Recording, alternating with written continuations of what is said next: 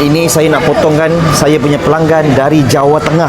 Sebab pelanggan saya ni dia tak kira bangsa, Melayu, Cina, India semua di sini ya. Okay, boleh tengok tu sikit. Ramai. Namanya siapa, Non? FIFA. Ya? FIFA. FIFA. FF ya? FIFA. Ya. Dari Jawa Tengah ni? Ya. Jauh sekali ya. Berapa lama tahu saya punya restoran ni? Dari dia. Dari abang? Ya, Sudah lama tahu restorannya saya ni? sudah dari lama, tapi baru Ada masa. Baik. Saya mau tengok abang dengan Non makan boleh ya? Okey, ini untuk FIFA. Ayo. Boleh. Ambil ya. Okey, kita mau tengok makan. Lama penasaran ya. Enak.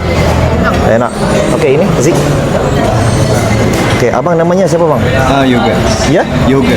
Yogurt. Yoga. Yogurt macam itu makanan yogurt. No. Yoga. Oh, yoga. Saya dengar yogurt. Bukan ya. Terima kasih bang ya sudi mampir jauh-jauh ya. Ya. Ini boleh rasa ambil semuanya.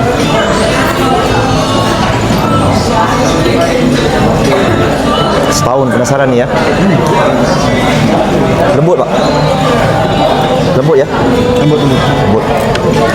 Sering lihat juga konten saya. Ya. Di mana?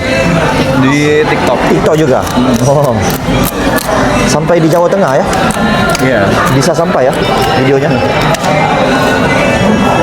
Jadi saya potongkan kecil-kecil, mudah dimakan. Ya. Nusa Kambangan Island. Ya. Ya, in there. Oh, tinggal di sana. Oh, jauh sekali ya. Berapa hari di sini? Ya? Satu hari aja. Baik. Tinggal buka aja ya. Terima kasih ya. Boleh lambai sedikit ya dari Jawa Tengah. FIFA dan juga yoga. Ya. Terima kasih orang Jawa Tengah. Di sini pelanggan saya bukan setakat orang Indonesia saja. Ini daripada Indonesia. Yang ini kita ada abang-abang family daripada Singapura. Apa khabar orang Singapura? Boleh lambai sikit. Pakcik, macam mana sambal saya sedap pakcik? Terasa macam sambal orang lama ke tak? Nak ais putih? Boleh. Baik, terima kasih daripada Singapura.